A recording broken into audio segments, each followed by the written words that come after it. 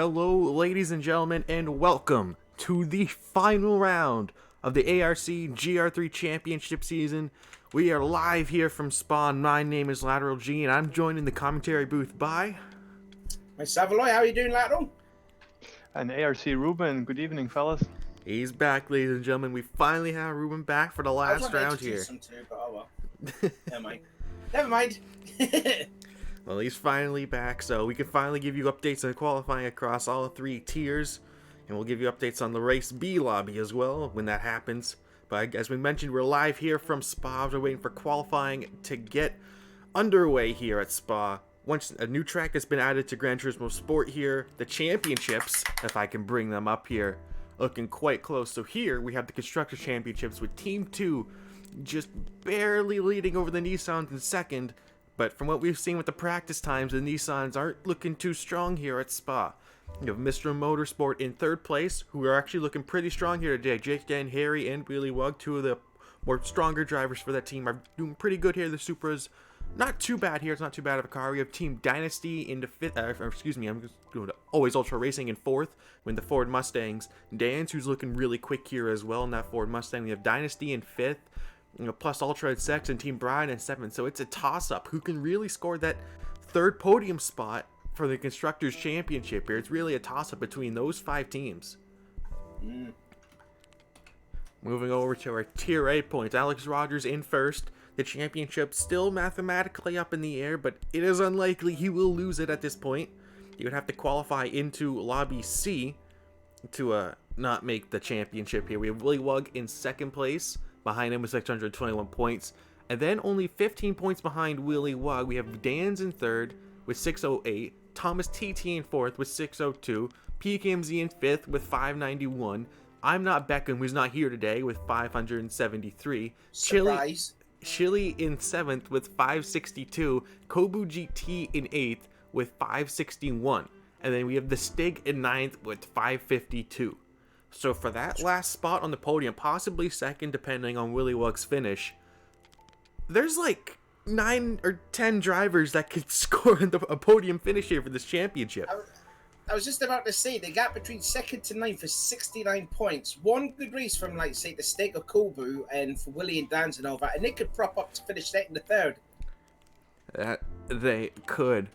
Next, on to Lobby B, we have Nugatti leading, but only 3 points over Mermaid Bubble. And then back behind them, we have Cro-Magner in third, Jans in fourth, Law in fifth, Matty sixth, Robocopy seventh, and Defiant in eighth. Another close battle for the championship in Tier B.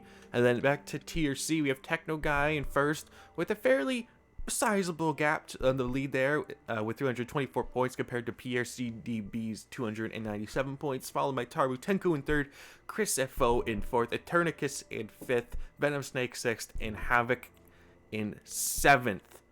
Now I'm going to jump over to Savoy's track guide for Spa before we get started here at qualifying.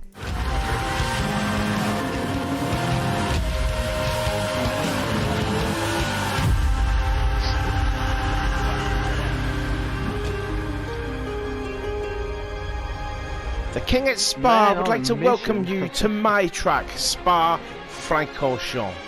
4.3 miles, 20 corners of just sheer brilliance. Oh, look at Each corner on this track is a challenge for the driver's edge. Do you know what? Fudge it. I will pay someone 50 quid if they can give me a ride and I will race on this track. Please, I'm begging you, 50 quid, that's all I'm asking for. Please. Jesus. So this is a lap around this beautiful racetrack with the King driving in my Porsche 911. Across the start-finish line we go to start our hot lap. This is the first of 3 penalty bounds. We want to be breaking at the 100-meter board down into first for La Sauce Hairpin. 45 miles an hour, very wide exit. This is all of the curve. And now we're going to set ourselves up. Heart and mouth moments here, ladies and gentlemen. We're going into Eau Rouge and Radion. Listen to her.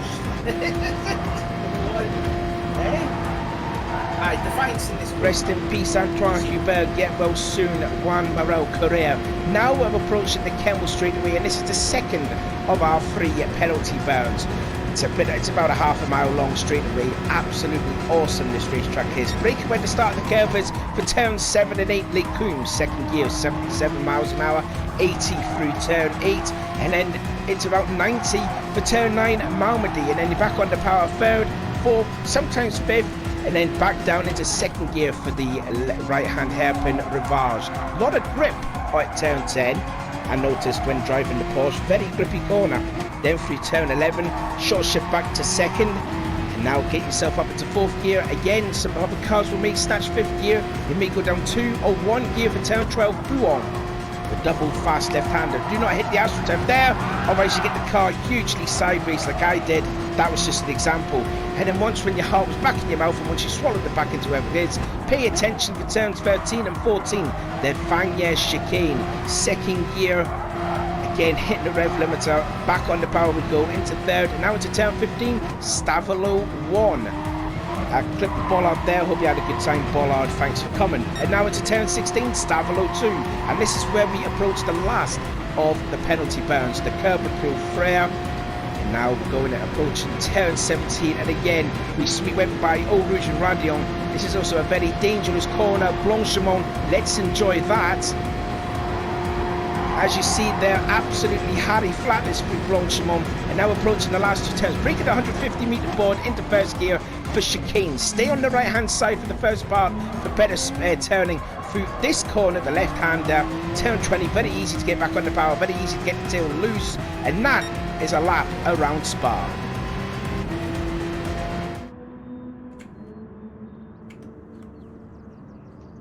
Alright, ladies and gentlemen, we are now back here. Just looking at Alex Rogers as he's not seeming to be doing too much fuel burning here for Labier as he's starting his outlap here. So let's cover the drivers. We have Tay here. He's actually showing up today. We have the Stig here in third. He's doing a bit of fuel burning, a bit of the pack there. Chili in fourth. We have the Stig in fifth. Willie Wug. We have Thomas TT sporting a special livery today. I like that livery. It is Very nice. It is very nice. Green isn't usually a common color you see in racing too much, but it's nice to see some of the cars sporting it here. We have, I'm still going to mess up this name, La Vilger? I would say La Ville GR. I would say maybe that. I was going to say La Ville then. The Australian, who's going to be new to this race. I don't think we've seen him race yet. There he is in the Aston Martin. We have Kobu GT4 with us today, Jake, Dan, Harry, and Dan. So only 11 cars in this race today. Beckham and Lemmy not here today. So Alex Rogers doing another outlap here. So he did his first outlap, hits, gets a new set of tires, and now he's doing the fuel burning, which is interesting. You would have more experience with this, Ruby. Why would you want to do something like that? I'm sorry, Lateral, you lagged away a bit. Could you please repeat the question? Because I only understood half. Okay. Alex Rogers did a fast outlap, made a pit stop for a new set of tires, and now is doing his fuel burning. Well, I think the obvious thing is that he wants a lot of free air because, yeah, he might be a little scared of the dirty air. So I think he just wants a piece of tarmac for himself. So if he does that first fast lap, then he has, let's say, half of the track really clean for him just to go on his fast lap. So that might be a possible explanation for it. Should ask him after the race. I'll have to make sure of it, as both the Citroens are now on their flying laps. Tay picking up a half a second penalty after going wide at the exit of turn 11. Chile also on a flying lap here. Alex Rogers pulls off to the side not to impede him. Willie Wug starting his flying lap as he heads into Pujon. La Ville, excuse me, again. That name's a hard one to pronounce for me. I don't know why. Loves flashing the lights, doesn't he? He's a pad user. The Stig doing his flying lap. PK. He's right jump to PK here. In his Porsche. So let's see what Tay can do as he comes up to the line here. Still yet to burn that penalty. Doesn't seem to be dropping off too much here. So he's carrying a lot of speed through the bus stop. Let's see what he can do. He's going to be the first one to cross the line for his flying lap. Well, this time wouldn't count because he hasn't burned his penalty. He had to serve it. He served it right before the line. So it's a 19-2 with the serving. So that would have been a pretty good 18 lap. But Chile will beat him like 2.5 seconds ago with a 16.6. That's a very fast first lap. So Willie Wug will be the next one to cross the line and see what he can do at the exit of the bus stop. I don't think it'll be as good as Chile. It will not, as he does a 2:17.8. Let's see what Stig can do in his GTR. Be the first of the GTRs across the line. 17.4. Laville will pull into the pit lane, it seems. Let's see what Kobe GT can do. Followed by Jake Dan Harry behind him. Out of the bus stop chicane. Across the line with a 2:17.7. And Thomas, excuse me if I can, some of the names are jumping around here. Quite able to see what Jake Dan Harry was quite able to do. But Thomas T2 across the line. Actually, he's starting his flying lap now, excuse me. So Chile still currently leading the way, doing a bit more fuel burning. Dan's will go second place, but by 7/10 behind Chile on the first his laps. 2:17.3. So already 7/10 between Chile and Dan's. And these cars are mostly at a full tank of fuel. That's quite the discrepancy.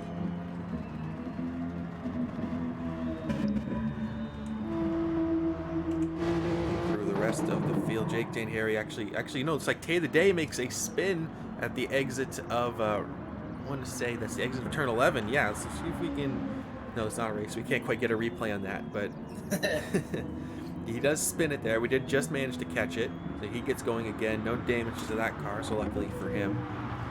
Let's cut to Alex Rogers, the man who is on pace to become the champion of Season 3, as he now heads into, I want to make sure I get this corner name right, this is Stavolo. So a few more corners for him to go. Let's see what he can do as he heads up to the line. 140 in that sector doesn't quite tell me if he's purple or not. He's got a lot of clean air, as we mentioned earlier. He's been struggling with the dirty air. Let's see what he can do as he now heads towards Blanchimont.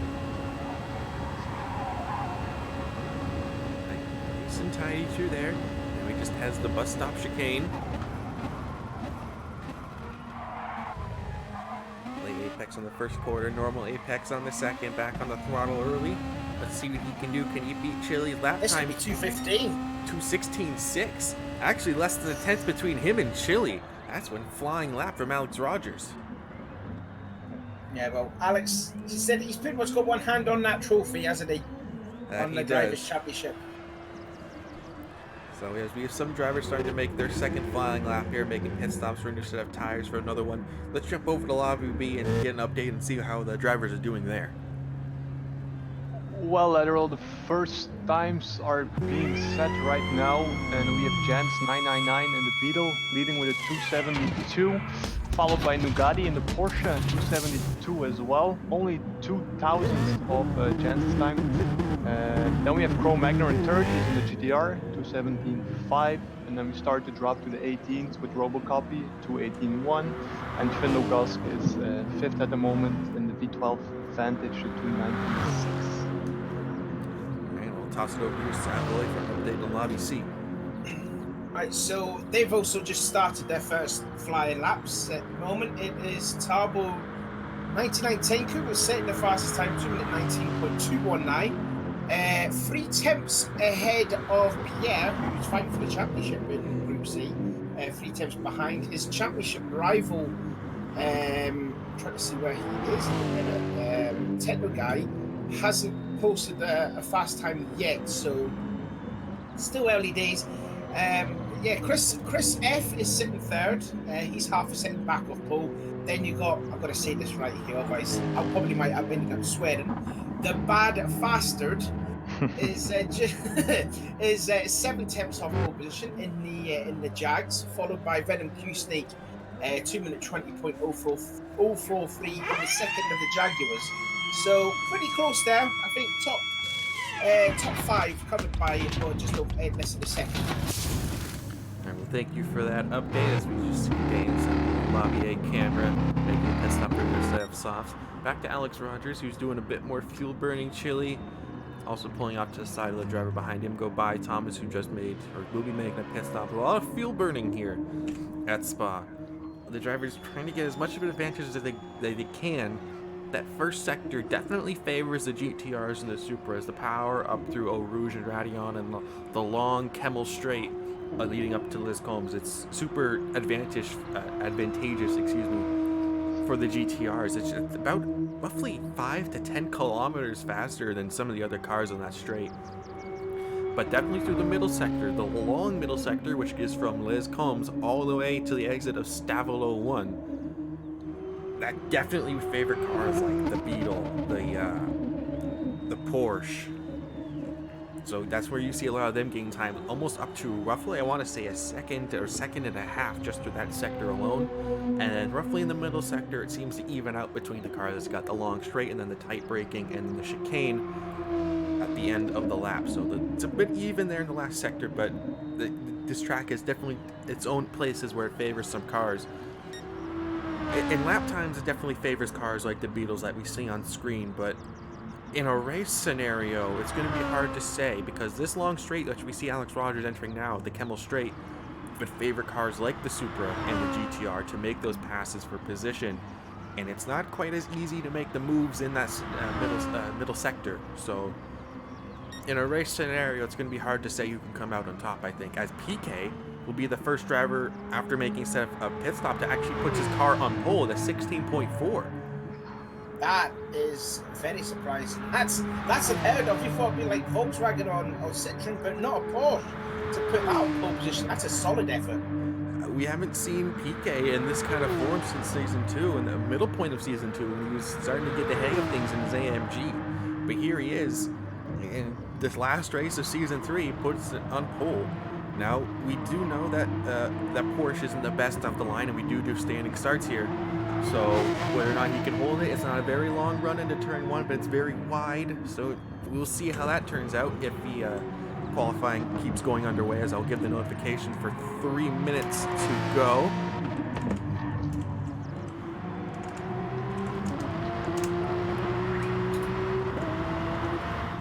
Rogers in second. I'm expecting he's going to have one more flying lap here. He's trying to try baby those new set of softs on his lap, try and bop PKMZ for pole position. Looks like Chile is on his flying lap here, trying to make sure he can get a good start here. He is up, but only by 7 thousandths. Thomas TT now provisionally 4th, Dan's in 5th, Stake in 6th, Kobu in 7th, Willy Wug 8th, Jake Dan Harry 9th, Laville in 10th. Excuse me, no, Tay will go into 10th place, and Laville will be currently in 11th place in the Aston. So still, PKMZ still on top, as there are now 2 minutes left in qualifying, and I'm going to toss it over to you, Ruben, for an update on Lobby B. Well, there is 1 minute and 30 seconds to go, ladies and gentlemen, and Nugatti took pole in the Porsche with a 2:16.962, so I think that might be good for Lobby A as well for the race. Chance in the Beetle is in 2nd place now with a 2:17 still, 2:72, sorry. RC Mermaid in the AMG, 2:17.4. Now we have Crow in the GTR, 2:17.5. Janir in the Beetle as well, 2:17.7. So it's all pretty close, let's say, a couple of tenths in between. But I think the cutoff for Tier A will be very close as well. A couple drivers from Tier B might even make it into Lobby A. I throw it over to you, Savoy. How's Lobby C going?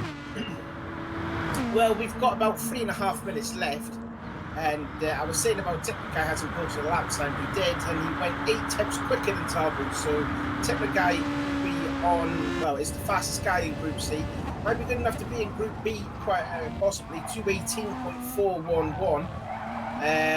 Like I said, he's fighting for the championship with Pierre, who is still, he's just like a second behind Tipper Guy's fastest time. In fact, he's gone down to 4th place because Chris F in the Citroen has just went into 2nd place, 2:18.960. So as it stands, it's Techno Guy, Chris F, Tarbu, Pierre, the Bad Fasted, Venom, Q-Snake, Eternicus, Ford Terminator. We just also wanted to mention too, because she's we've got Defiant that's in here, who was supposed to be in Group B, but he's dropped to Group C. He's just posting his fast lap the now in his Ford Mustang. And he's just going through Stavelot, so come back to me for a few minutes to see how he does with that lap. Alright, well, Chile did take the provisional pole while we were getting the updates. And I'm going to give the notification for qualifying being over now as 15 minutes has passed out. Rogerstone's flying lap. He is purple at the end of the second sector. Can he hold that position, actually take pole here in the last sector now as he goes through Corbert Paul Frere. Now through turn 17 is going to be the next one for him under the Spa-Francorchamps sign. Heads up to Blanchimont, turn 18 here at Spa. Alex Rogers on track for another pole position here, as he just now has the chicane to navigate. Hard on the brakes, right on the curb, taking a nice apex through there, nice and steady. The short wheelbase of the Beetle will be favoring him here.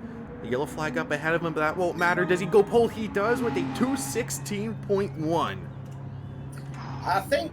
I think that's the championship one right there for Alex. It just might be. Chile will hold on to a second for qualifying. Dan's actually put his Mustang into third. That's one hell of a qualifying performance from him. PKMZ still in fourth. Willie Wug in fifth. Kobu GT in sixth. Thomas TT in seventh. Actually crosses the line there with a 2:17.1. The Stig actually purple? Currently sitting in 8th, but he was purple. I think it was just him being purple in the first sector. Let's see if he, because he's on a flying lap, let's see what he can do here as he has one more corner to go before the sector split. He is up by 7/10. That would promote him quite heavily. Let's see what Stig can do for the rest of this lap. This part of the track would favor the GTR, the straight line speed, the top speed of the GTR. We'll be able to keep it just flat. Banging off the rev limiter flip. He does have to lift through Blanchimont. Doesn't quite shift into 6th gear. Just a chicane, one more corner. He goes wide on the exit. He's into the darker stuff, the AstroTurf. That's going to hurt his exit. What does he do? He goes 5th overall. So another excellent qualifying from Stig. I'll put Jake Dan Harry into 8th, Tay in 9th. Lavillier in 11th, excuse me, because Thomas TT went in the pit. So let's just pull up the live timing here. So let's get an update on Lobby B. Ruby, how did everyone come along? Well, as you were doing the timings, Law 226 took pole position. He is in the GR Supra with a 2:16.8. Nugatti is still in second, ARC Merbein in third, Janir in fourth, Jans in the Beetle in 5th, and Robocopy in 6th. It's quite disappointment for ARC Maddie, and only 9th, 2:18.7, and then Kevin was also in there, but I think Kevin left the lobby. He has a 2:18 flat that would put him in, let me count, in 7th. So might, you know, expect better from Kevin, but yeah, some interesting racing will be going on here tonight. All right, Savoy and Lobby C from you. Oh, wow. Sorry there. I was I was just caught in the glimpse there. I was just looking at Defiant's 2 laps when he went on the out lap. He did technically went on pole position with a 2:18.356, but then Techno Guy with a lap of the gods just set a 2:16.943, nearly 1.5 seconds quicker than Defiant in Group C. That's good enough for Lobby A. I think that would be this. Is that the first time a Lobby C driver will make it into Lobby A? I think that could be, and I think also with that would actually seal Techno Guy the Group C Championship too. There you go. Some more developments here happening at Spa as we have the race left to go. But ladies and gentlemen, we have a special treat for you today, courtesy of Techno Guy himself. A highlight video of the events that happened so far throughout this season, and we'll be happy to present it to you.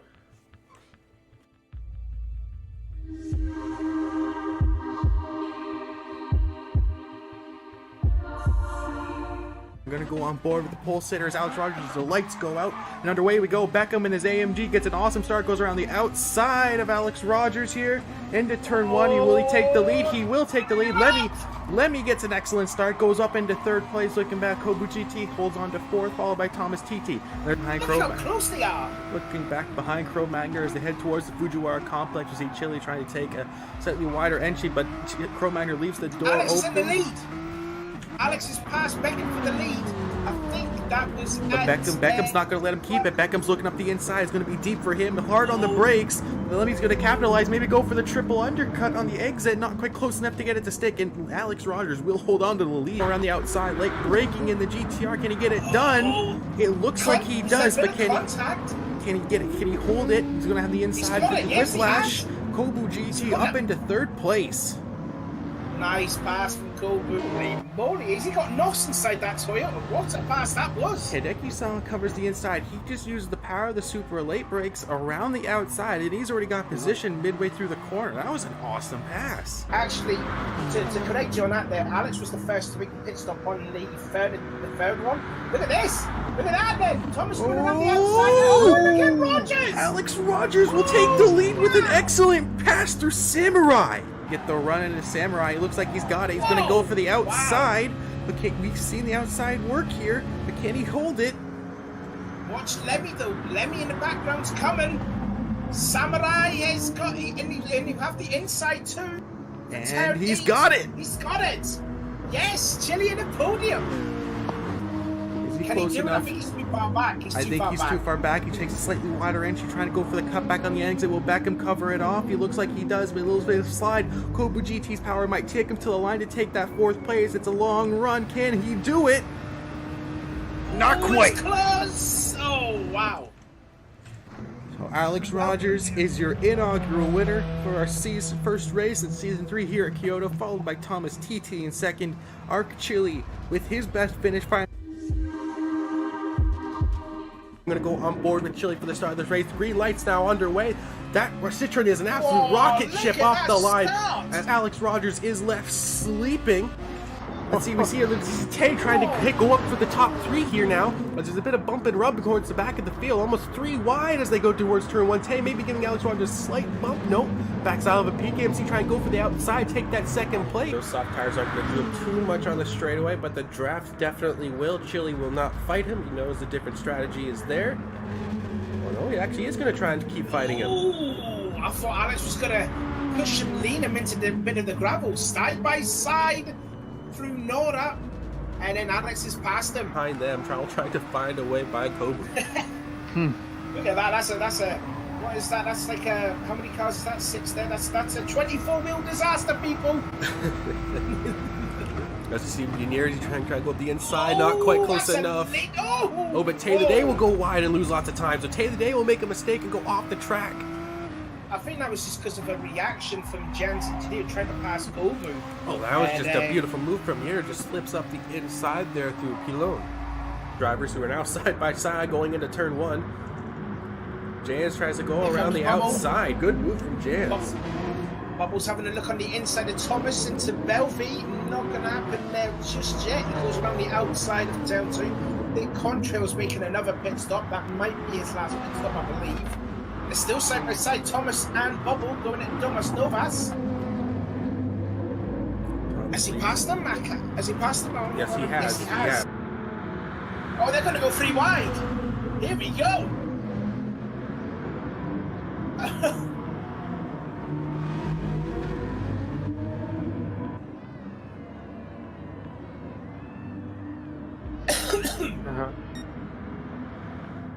What a nice race.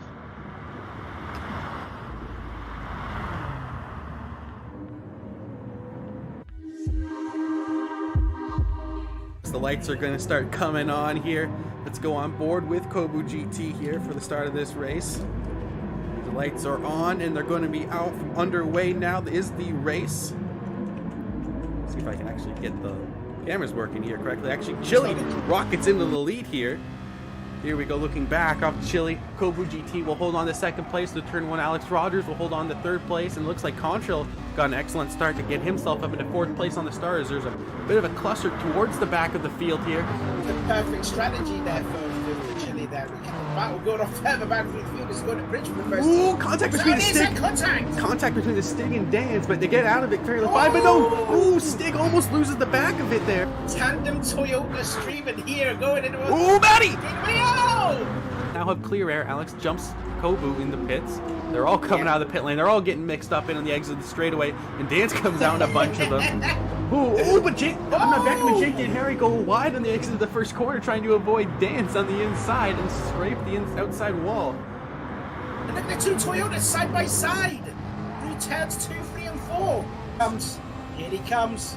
Halfway along the straightaway, he's got the power. Does he look to the inside? Will Alex go defensive? He does. Kobu GT's going to squeeze him. He's going to squeeze him, but Kobu GT will take second place, but can he hold it? Will Alex go for the undercut? Kobu GT tries to park it, now it's in the back of him. Contact. I thought there was a bit of contact between the two of them. No damage to either car? No. No damage, no boot, because Kobu's running out of fuel. He rounds the last. He's out! Sorry. Chili wins. So this is a battle for third now. This is a battle for third. Last corner. Will Willy Wug actually get the podium? He does. Shit, does Dan's run out? Does Dan's out? Does Dan's out?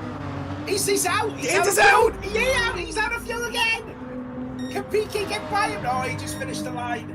That would have... No, PK did get him. PK did get him for 5th. Oh, he did. So your top 3 is Chili taking his maiden win, Alex Rogers in 2nd, and Willy Wug in 3rd. It's a night race here in the Nürburgring 24-hour circuit, so the lights start to come on here. 4 lights are on. Let's see when they go out. No one jumps to start, and we're underway. Thomas TT seems to get a solid run down into turn 1 on board with Alex Rogers looking up the inside. Actually, Alex Rogers gets an excellent start. He leads ahead of Thomas TT going into turn 1. Looks like the Stig goes late dive bombing. Tries to go. Oh! That's a dive bomb move on to Thomas TT. Does he give the position back? He does. The stewards are going to have to look at that as he spins around. He spins it around and goes towards the back of the pack here. So that's a terrible start from Stig, as he's now 3 wide with Law 226 and Robocop. And he's around again, and he's in last place and makes contact with his teammate. A disastrous race start for the Stig here. Pass possibly for 4th place, Willy Wug, the German, the hometown guy, on the inside of Beckham, and he gets it done. Does Cro-Magnon go with him? He's going to go to the inside. Does Beckham defend? He just gets in front. Robocop up into the top 5. One reporters we're not going to pronounce.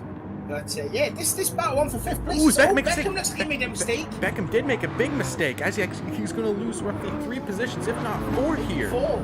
Yeah, he's just lost it as well to PK. And then you've got to be breaking. Whoa, side by side.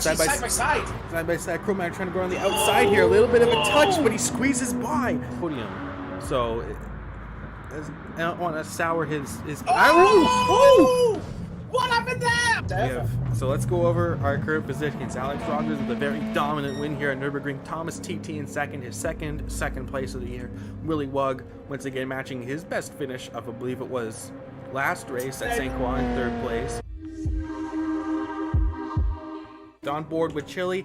Gonna go right on board with him for the start here. Doesn't look like we have any lighting boards to give us any indication when it's gonna go out, but looks like we're underway now. And Chili ERA Stig gets a bad launch off the line. He's 2-3 wide across the start finish line here, as Chili will take the lead seemingly into turn 1, but Beckham's not gonna quite let him have it easy. Stig trying on the back of him. Looks like Alex Rogers manages to actually take back that 4th place, as it looked like Cro-Magnon didn't quite get a good start off the line either. So Chili will lead the pack of the field through turn 1. Alex Rogers going for the lead. Alex Rogers into the lead into the Fujiwara hairpin. Will he take the move? Alex Chili try to go for the undercut on the exit. Alex Rogers will park it on the apex. He can't find the way through, but does he get on the power? No. Alex Rogers will take the lead. Actually, Chili has taken the lead. The power of the Citroen will power him right on by Alex Rogers going into the DHL dockyard. One of them is now battling with Willy Wug and Dance for 4th. As we see the Stig trying to go around the outside, maybe, of Beckham. Not quite. But Kobu GT is looking to go around the outside of Willy Wug, and he does it! Wow! So it seems like Willy Wug, or Mermaid Bell, were battling side by side, going to the hairpin. The closing speed of the GTR late breaks up the inside, way to the inside. Mermaid sees at the last second. They're all side by side. I don't think he gains the position from it unless he does, he gets squirrely. He would have had Willy Wug, but he gets squirrely at the rear end. So good attempt from Stig, though. So this is it. Alex Rogers once again goes to the inside. Again! He doesn't defend! Cro-Magnon's going to stick to the outside with Chili. gonna try and get the better run on Alex Rogers on the inside. Actually, Chili gets the undercut. Oh, wow! He gets on the throttle early, so they're gonna be side by side. They're gonna be side by side going up to Pandora's Express. Pandora's box. But Alex Rogers will take the position. Once again, the next lap will be the last lap. Last lap, he knows it. He's looking to go defensive. He's in the draft. Who will be on the brakes a little bit later? Crowmagner's gonna go deep into the corner. He's gonna go deep into the corner. Alex Rogers gonna look to get the run. Crowmagner on the inside. Does he open the door for Alex Rogers? Alex Rogers goes through. There's a touch. There's a touch between them. So Alex Rogers will take the proper line and go through. We're able to clip it in time, but Alex Rogers makes a bit of a mistake, touches the wall here. He actually might lose on the run to the line. He might lose. It might be a drag race to the line. He goes to the outside. He can't get it. He can't get it. It's so close. My oh my. What an amazing race. And the battle for 7th place develops. PK will actually hold on to that 7th place ahead of Dance, ahead of Willie, ahead of Thomas. Sticks still down. Sticks out of fuel. Sticks just ran out of fuel across the line. Alright, ladies and gentlemen, well, that was our highlight video of the year so far. We hope you enjoyed it. Techno Guy puts a lot of work into it. Not only just that video, but also the stream starting Zune video. So he's been putting a lot of work into it. So big thanks to him. If you ever see him in the Discord or pop into him in a race, be sure to thank him for that. So we're still waiting. Techno Guy. Also, just to mention, Techno Guy will be in the commentating booth with me next Saturday because we're having a 3-hour endurance race at Spa, aren't we? That we are. November 23rd. Oh, yeah. Ruby will be racing. I'll be racing. Can't necessarily guarantee I'll be on the stream because we will have 2 separate lobbies with the amount of signups, but I'll be trying my best to try and get up there in the lobby A. I just want to race there so bad. I want to race so bad, like. Must admit, I've been away for a while, and now I'm back practicing this track, and it's so lovely to drive this track. Oh man, it's such a pleasure. I'm so happy to be back. Well, I have to admit, I'd rather drive Spa backwards than forwards. I feel the track flows better backwards. Did you try Grid Auto Sport? Because that's what they did. They did it in one of the cars. Going through Radion and Eau Rouge. Holy smokes, man. Oh, it's so fun, that corner flat down the hill. As we finally have the update for everyone here. So let's see how everyone qualified. Alex Rogers on pole, Chili second, Dan's third, PK fourth, Stig in fifth, Willy Wug in sixth. Does that make sense? What happened? Does Willy Wug have a penalty that we don't know about? 16.8, is that correct here, or am I just being crazy? 16.802. Let me check the... Because I feel like PK should be...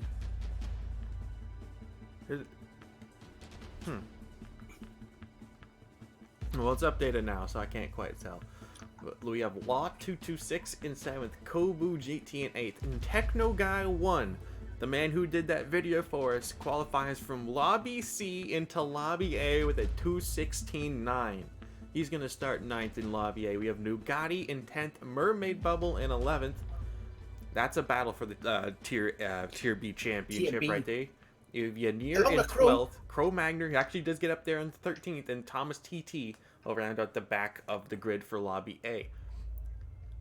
We have Jans in 15th, starting on pole for Lobby B, Jake Dan Harry in 2nd for Lobby B, Robocopy in 3rd, Kev 4th, Tay the Day 5th, and Preddy 6th, Defiant 7th, Findogask 8th, Tarbo in 9th, Maddie in 10th, Laville in 11th, Chris will qualify 12th, Pierre in 13th, and Marflis rounding at the back of the grid for Lobby B in 14th.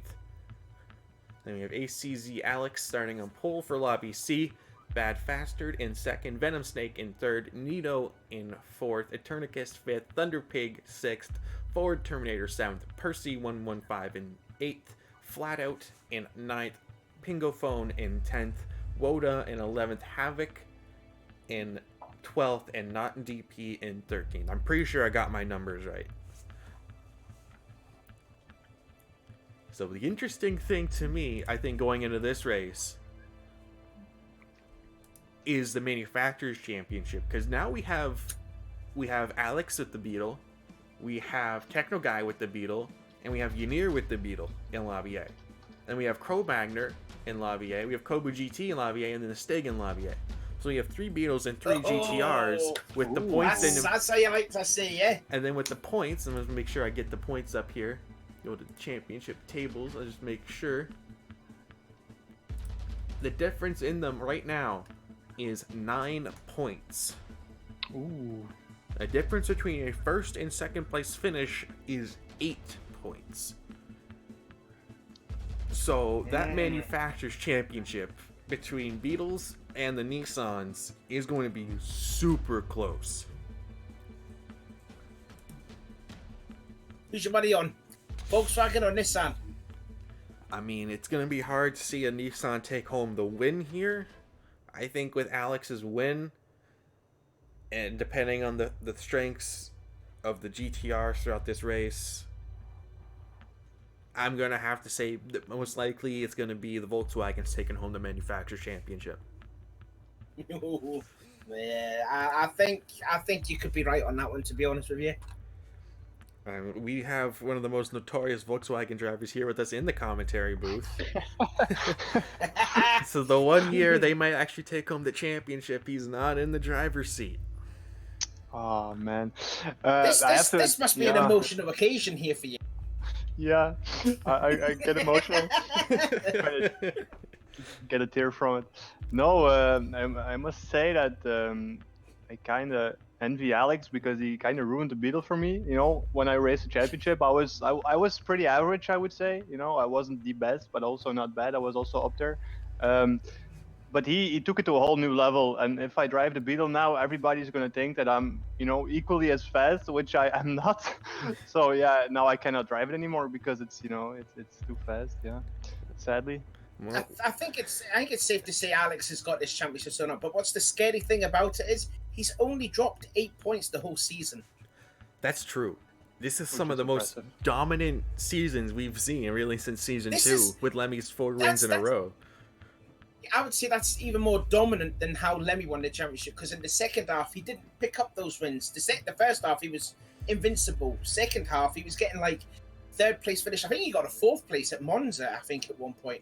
But what Alex has done in this championship is just sheer domination. When you can say the blemish on your finish for a season is a 2nd place, you know you have a dominant car and a dominant driver. It's crazy to think that in just this championship alone, we could only see 2 different winners.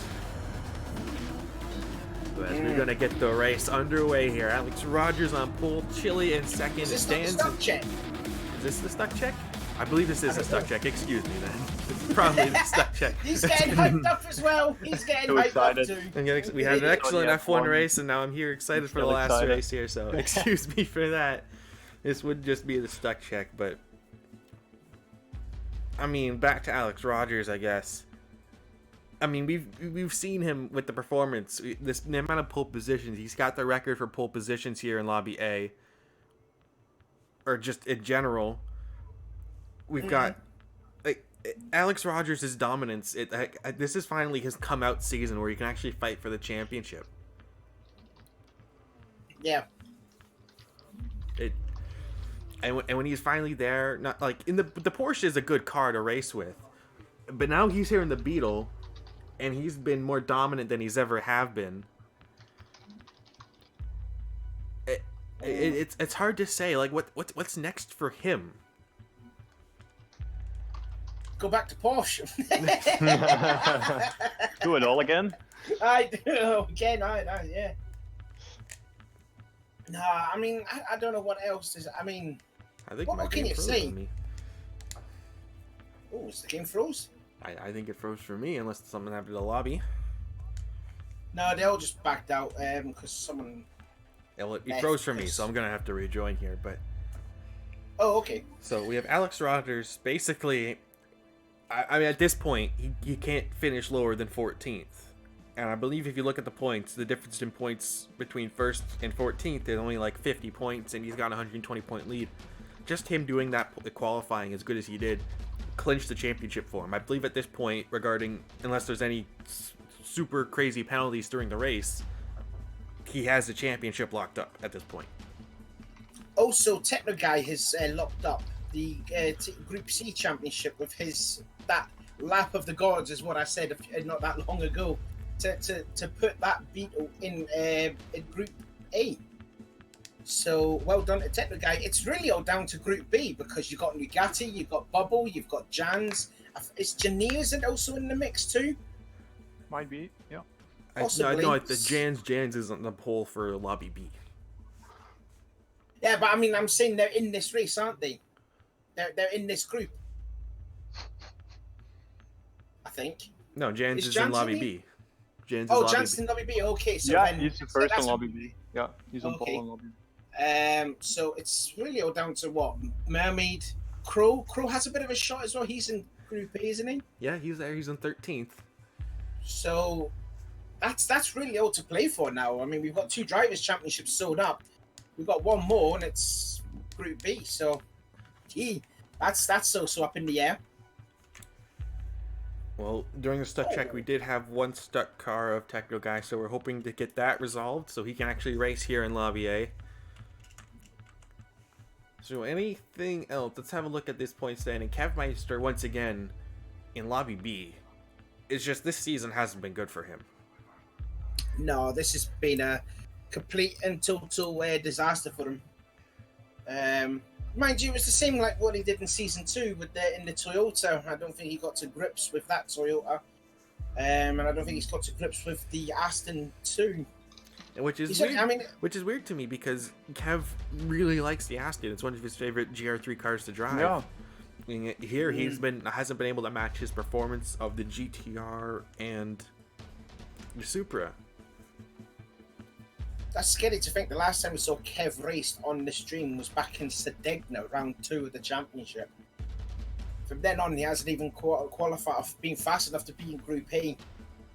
That is a crazy thought. This is a man who at one point was fighting for the championship in Season 1. And now... And speaking of the championship in Season 1, we mentioned, as we've been talking about the battle between Nissan and Volkswagen, it's almost the same back to Season 1 between Kev and the GTR and you in the Beetle at the end of the season. Yeah, that's true. That's true. Well, I think mostly is we all got on a higher level because of racing here in ARC, which really contributed to gaining experience, becoming faster on the track, the practice we put in. I think Kevin kind of missed it, mostly because of his busy schedule, because he's still in college, I think he is. But that might be a reason for him to, drop down the order a bit, and maybe the others just, we gained a little bit more on the skill. Well, I was going to say, not also that, I think there's been a lot of drivers that are putting a lot of practice in. Like, I was racing with the likes of Bubble and Techno Guy, and I think you even did a race too, Define. We were testing on Tuesday, they were doing racing on Wednesday, racing on Thursday, Friday, etc., etc. They're putting a lot more time, a lot more effort into practice to try and get it all sorted out for when it comes race day on Sunday. Yeah, especially CRubennnn, who has since been promoted to a steward in the Discord, has been given the nickname Practice God just because he's been putting the practice in throughout the week to get these performances. And when we compare CRubennnn to what we saw in the Regain Trophy Cup and the Super Performance Series, what we see now, it's like 2 completely different drivers from him, which is fantastic to see. Not only some drivers putting in that effort to really want to try and improve themselves and qualify on this upper echelon of drivers that we have here in ARC, but it means a lot to all of us too to organize these events, that want to put on these events, that we see people actually putting in the effort and making all these things for us for the stream. It really helps the community get more tight knit and just really put all that effort into it. Sorry, I'm just watching the stuck check again. The stick just got turned around. GTV. The guy just can't catch a break, can he? Well, another also, thing. One thing to... Oh, go on. You say it. I just wanted to mention, there was only 1 or 2 races this season where we saw our Season 2 champion Lemmy actually compete. Actually won. Did he not compete at Sardegna? Or no, he qualified Lobby B at Sardegna. Or St. No, Croix. that was St. Croix. St. Croix. He missed out Sardegna. Wow. We only seen him once. we have only seen him once, which is crazy to think that he, after having such a dominant season in the Lexus in Season 2, winning half of this season, and not finishing off the podium for like the rest of it, to now only competing in the one race and not even getting a single podium. That's astonishing to think, where if Lemmy had been able to put his time in, how different the championship could actually be this year. Yeah, it could have been. But again, it's just possibly down to work commitments, isn't it? Something's happened, and I don't know if someone said he got promoted, so, you know, if he gets promoted, get more hard work in, then, you know, that's just the way life is. If there was one thing I thought you were going to say was, say, for Chile, you know, how an impressive season Chile has been. If he could have raced at Nürburgring, Alex Rogers' championship may not have been that easy for him. That's very true, and he broke out this season that car that no one expected to be as fast as it was in the Citroen.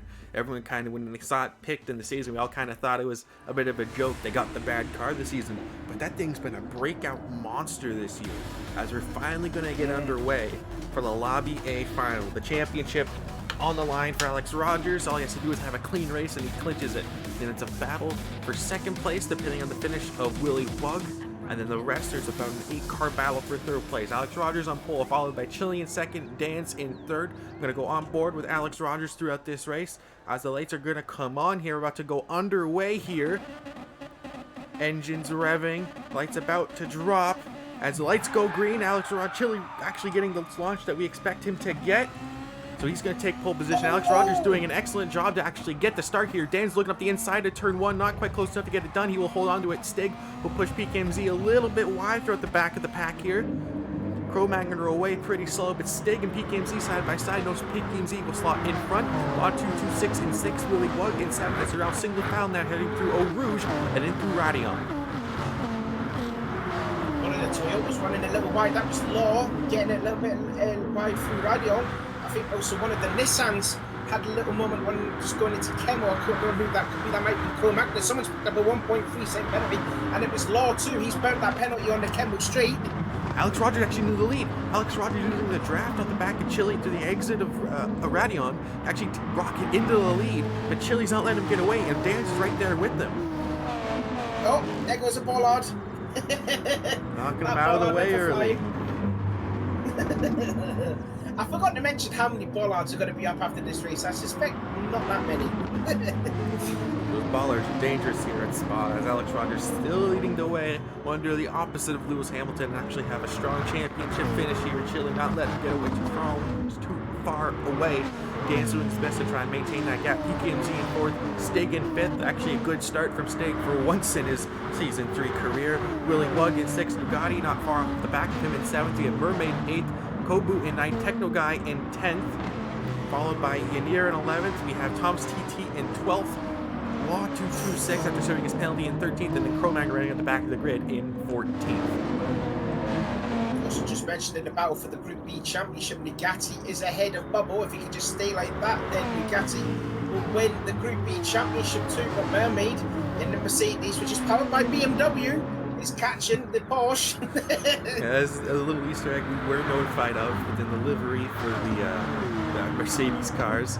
Well, I haven't seen too many of them this season, as it looks like Chile looking to the outside. No, Alex Rogers defensive into the chicane. As you see some of the cars almost 3 wide for the battle for 5th place, Nugatti, and it looked like Mermaid side by side. That's Willy. Excuse me, Willy Wug. They're close on the track there. But Nugatti now trying to go for that 6th place, but Willy Wug will have the inside up into turn 1. Mermaid trying not to let him get away. Will take that 8th place. So now they're nose and tail for that Tier B championship. The front 3 starting to break away. As there's once again the front 3 are broken away, and then it's a battle for roughly 4th and 5th place behind them. The Techno Guy had a safe start. He's down in 13th place after qualifying now, but at least he's been safe in the first lap as they're going for corner bomb. Look how upset the Porsche gets. Oh, Willy Wug gets a little loose now. Yeah, he just takes too much curb at the exit and through Radion, and that'll give Nugatti the run here. Actually, he picks up the penalty, has to serve it. So now this is the battle for Tier B. Mermaid and Nugatti nose to tail here as they head into Liscon. Well, he's all the way down to 11th place. That's going to hurt his 2nd place at the championship. Thomas in that new livery now up into 10th position, but it looks like, oh, Chile's actually gone back in the lead. I've just noticed that. that he has once again retaken the lead on the Kemmel Straight, losing the front strong straight line speed of the Citroen. But Dan's still sitting there waiting in the wings in third place, and PKMZ actually has closed up to that battle just ever so slightly. Yeah, and he's also bringing the Stig and the rest of the crew right behind him too. This is going to be like Tokyo all over again, isn't it? I have to say, Season 3 has been excellent so far for races. It's always been pretty close. As Dan's goes well a bit wide, misses the apex, it looks like, through Les Fanges. It seems to get it hooked back up just ever so neatly. Late braking there, you can see the different line Dan's actually has to take compared to the Porsche of PKMZ and the Beetle of Alex Rogers. Just doing what he has to do to try and get that Mustang to work around here. It looks like the Stig is trying to find a way by. Actually, he does. Look at the power difference between the Porsche and the GTR. The Stig will take back that 4th place. He knows he needs a strong finish for those GTRs. So he will take that 4th place. Now PKMZ has Ducati behind him. Also, this is only the 2nd time this year we should mention PKMZ has actually out-qualified his teammate Ducati. Oh yeah, yes, that is, yeah. Also, one thing I also wanted to mention too before the race actually started there, again going back with Techno Guy, he is the 25th person to race in Tier 8 in those 6 Oh, he races. goes wide, and Ducati looks like he's going to go by. There's maybe a little bit of I was going to say maybe a little bit of team orders to get that buffer car between Ducati and Mermaid in that battle for Tier B Championship. I forgot, what was the points coming in between Ducati and Bubba? 3 points. 3 points. Oh, Ducati had a massive moment through Radion. He's gone wide. Is that going to pick up a penalty? He might pick up a penalty for that. He looks like he's just gotten away with it. And I just noticed the message on the spoiler of the Porsches. Oh, I've just noticed it too. Oh, Danny has been brave and being spoiler forever. It took us 6 races to finally figure it out. Well, to be fair, Alex is back in the lead. That he is, so it's a close battle at the front of the lead. Chili's not letting him get away, and Chili's been doing what he's been doing all season and keeping Alex pretty humble. They're just reuniting their battle that they had with Tokyo. They just need this Cro-Magna to be up there, and there you go. Absolute perfect. Well, Dan's isn't letting him get too far away, and Stig wants to fancy himself in the mix as the 2 Porsches behind him. Mermaid Bubble back behind them, and 7th is Kobu GT's doing a pretty solid job to try and pilot that car, currently in 8th place. We have Willy Wug behind them in 9th place. Actually, based on Willy Wug's finish and Dan's current position, that could be a difference. Dan's can actually take that 2nd place in the championship. Yeah, I think Dan's could take it, but mathematically, I think he would be. Also, want to go back with the Constructors' Championship with Alex leading. The next best driver in the beat was Geneva in 10th. You've got the Stig and Kobu. That was close. Maybe a little bit of a push there from Alex to Chili at the exit through turn 17. That would be Blanchimon. But the Nissans of Stig but Chili goes wide. Chili's run wide. Chili runs wide, like break way too late, and it's going to open up the door for Dan's, and now possibly Stig. Chili makes a mistake. Possibly his tires starting to wear just a little bit too soon. It's going to be around about those pit stops where they're going to make it. We did a lot of practice during the week. They say 5 laps on softs maximum, so they could be going for 3-stop strategy. Good, you see now Ducati around the back of Stig here. He's actually managed to pull away from his teammate PKMZ. So Ducati doing the best that he can to try and lock on to that Tier B Championship ahead of Mermaid Bubble. That Porsche looking very stable through Radion and Eau Rouge. Guys, we're only 32 minutes into this race. Let's switch it over to Ruben to get an update on Lobby B. Yeah, so lateral, we are 4 minutes in, lap 2 at the moment, and we have Jans leading the way, the Dutchie leading in front of ARC Kevmeister. So Kevin made quite some places in that opening lap. Dutchies are front, same as in the F1. In third, we have Jake and Harry in the Supra, and then fourth is another Dutchie. It's full of Dutchies today, apparently, in the Mustang. We have our rookie Laville, who is in the Aston Martin 5th now, followed by Maddie and Freddie. Tate Day and Marshals have left the lobby, unfortunately, probably for one or another reason, so hopefully we'll get some comments on that later on. But that's the way it goes now. It's pretty exciting. back to the battle here at Lobby A. It's a battle, 4-car battle for that second place. As looks like Chili, it looks like he had a bit of a look to the inside of Dan's there as they said too long. Let's Fonge. I'm not quite sure pronunciation of the track, the corners here. I'm sure Ruby will be willing to help me here if I mess some up here. But that 4-car battle for second. Fine, Shiki. Okay, there we go. So here we see Chili all over the back of the Mustang of Danes now, doing the best that he can to stay in the draft, but that Mustang is just so powerful. And back behind them, we have the Stig and the GTR, and the Bugatti doing an excellent job in the straight line to hang on to these group of cars, which have been notoriously very powerful on the straights. Chili's looking to the outside, going into the chicane for turn 19, but he might have the inside for turn 20. Oh, Dan's going into pit lane. Dan's shortcutting, he's... Undercutting. What's the word? Undercutting, that's the word. Thank you. So he's going to go for the undercut, and that might work out for him. It's a 2-minute lap here. Stig! The Stig Stig's going for second. That it he must is. happen, and he has him. Yeah, man, look at Bugatti. Bugatti's trying to get himself into the mix now.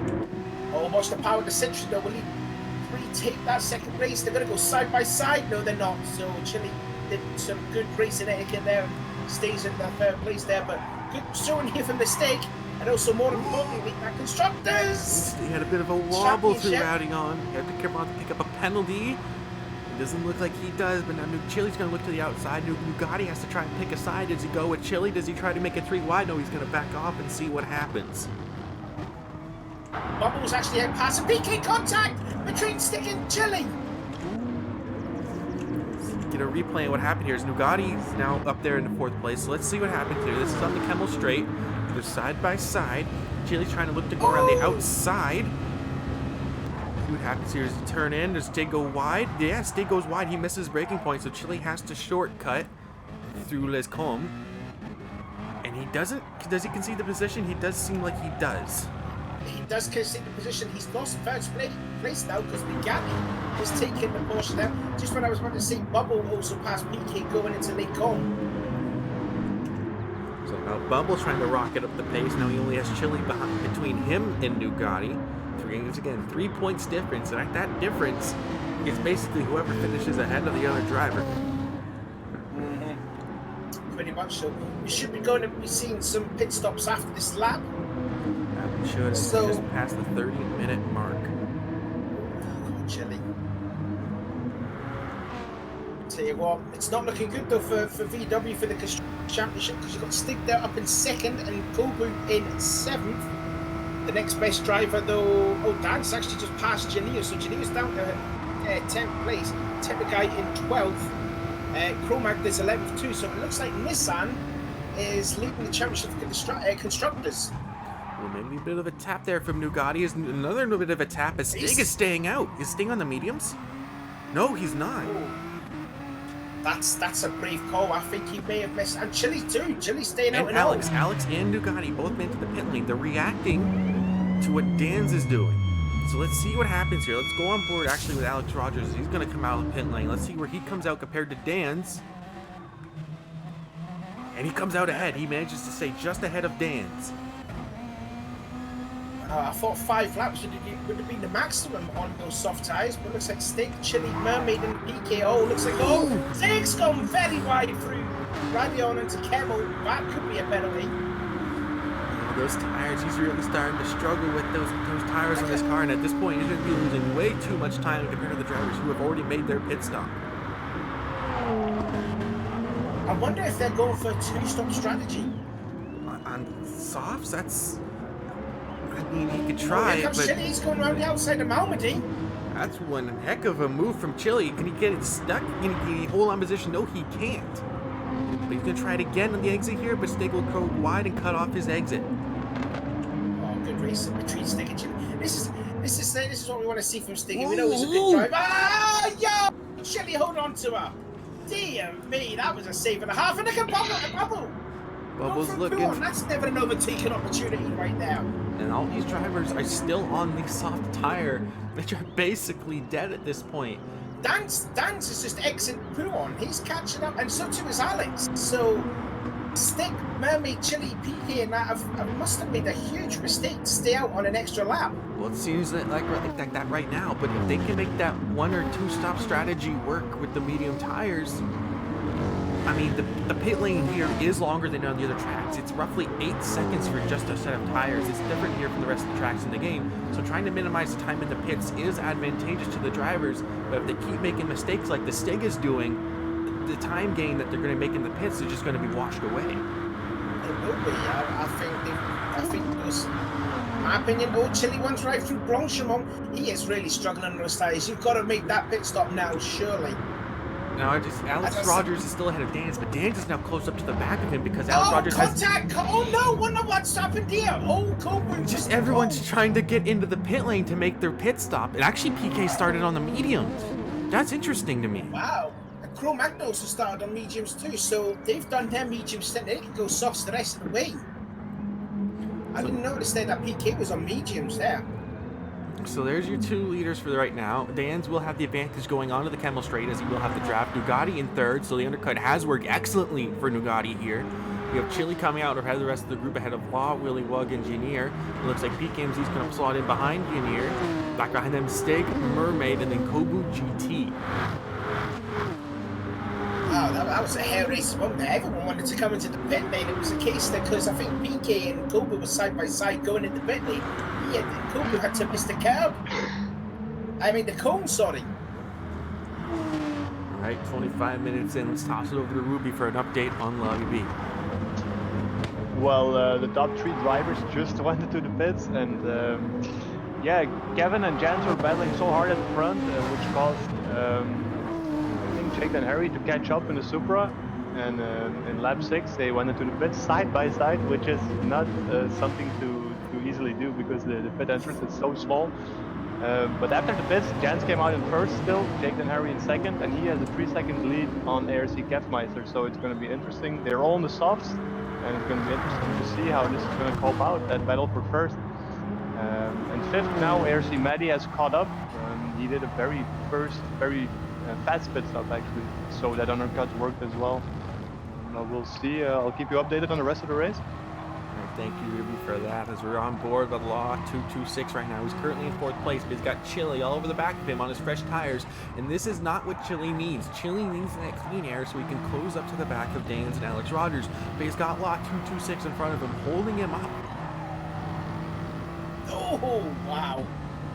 So here we're going to see the difference in the cars, and there is none. They're both the same on the straight. Chili pulled out too early with the draft. Now Willy Wug's trying to close up with the draft.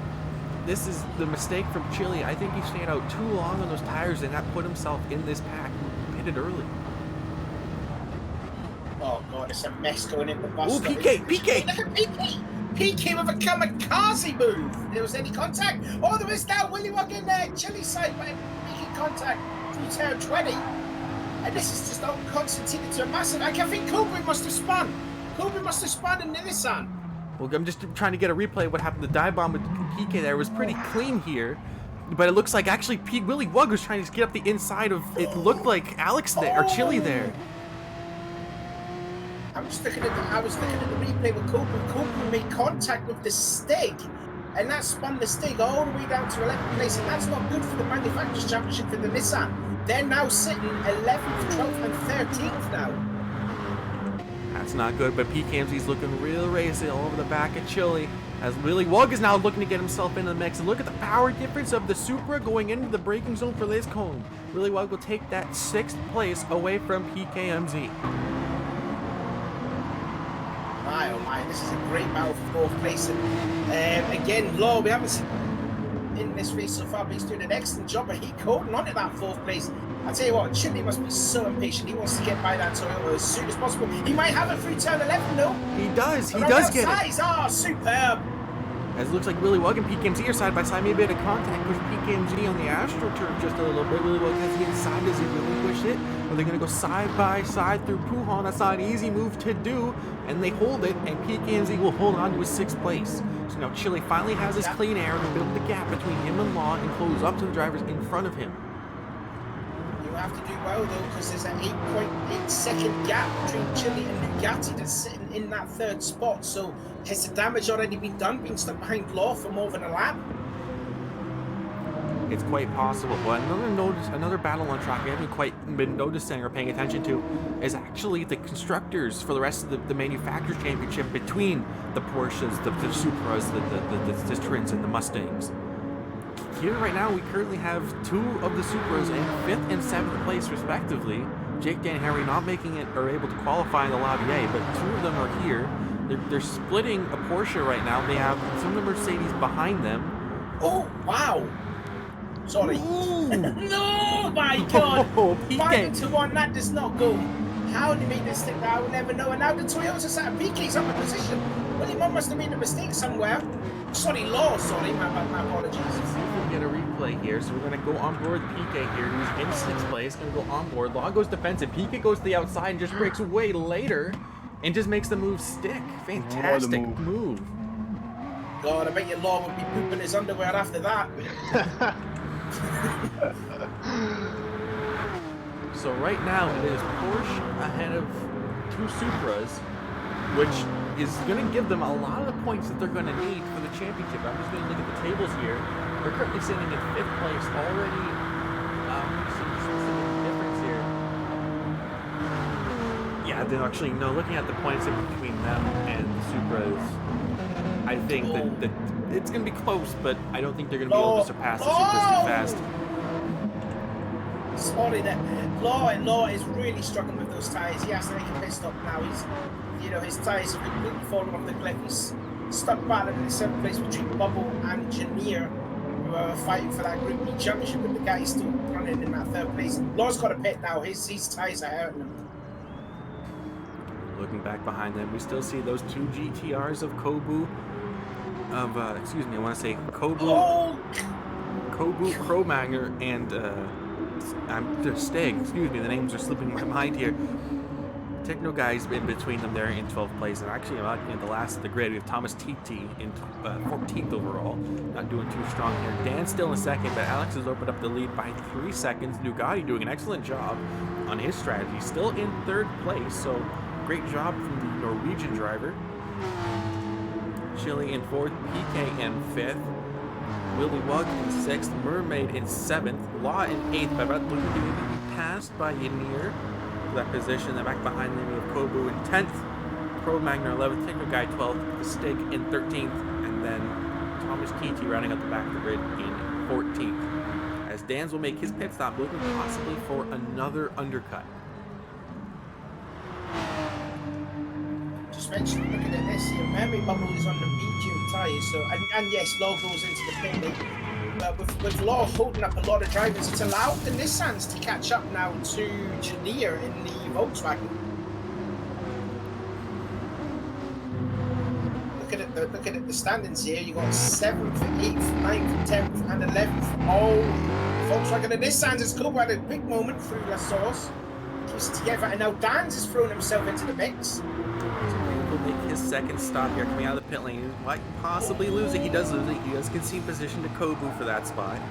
So he thinks better instead of trying to fight on the newer tires, but that means another car he's got to fight. His Techno guy goes very wide at the exit of Radion. I'm actually impressed that a lot of these drivers that have not picked up penalties for Eau Rouge, when we see those drivers like practicing that, there was loads of them that picked up penalties. I'm quite impressed that they're being well behaved through Eau Rouge and Radion. He's doing his best to try and find a way by the slower Kobu GT in front of him now that he's on the fresher tires. Not quite able to find that way by Alex Rodgers. Still leading ahead of Nugatti, ahead of Chile, ahead of TK. There we go, looks to the outside. He's going to get it done, possibly through the outside, through turn 11. He's going to go wide on the runoff. That's going to cut his acceleration. Not going to get the power down. He actually picks up a half a second penalty. I think Dan's has mistimed. He has significantly mistimed that pit stop and put himself right out in traffic of these cars that it's not like he pitted behind a Volkswagen or a Porsche that he can easily pass on the straights. These are Nissans. These are rivaling his Mustang on the straightaways. That might have thrown Dan he's a possibility for second place in the championship because he's got to serve the penalty fairly soon through Paul Frere, hasn't he? That he has right after Stabilo 2. There's a short penalty burn section. He's going to have to burn it here. He's got to burn it. He has to burn it, and he has done. Good job. But where would that put him down to? 11th. And now Alex Rogers can basically make a free pit stop. He doesn't have to worry about Dan's. Look at the fuel there between Alex and Bugatti, 24 and 5. So, oh, this is all coming rosy for Alex, isn't it? What's he going on to? He's on the mediums. He's on the mediums. Very well. And look at that. Chili. He's in clear air. He's on clear air, but here comes Chili, but he's on the worn tires. He won't be able to close up to Alex Rogers, even though Alex is on the mediums. Mermaid now sitting in third place, also on the, I believe, the two-stop strategy. Bugatti now into fourth after making his pit stop, so Bugatti's good to go for now, so he might actually potentially pass Mermaid. So this battle, actually, thinking about it now, for the Tier B Championship, both drivers are on two different strategies. Bugatti's just gone onto the medium tyres. Mermaid has done a few laps under those medium tyres. That's... Oh, I can't call it. I can't call that one. Like, it's going to be too close to call.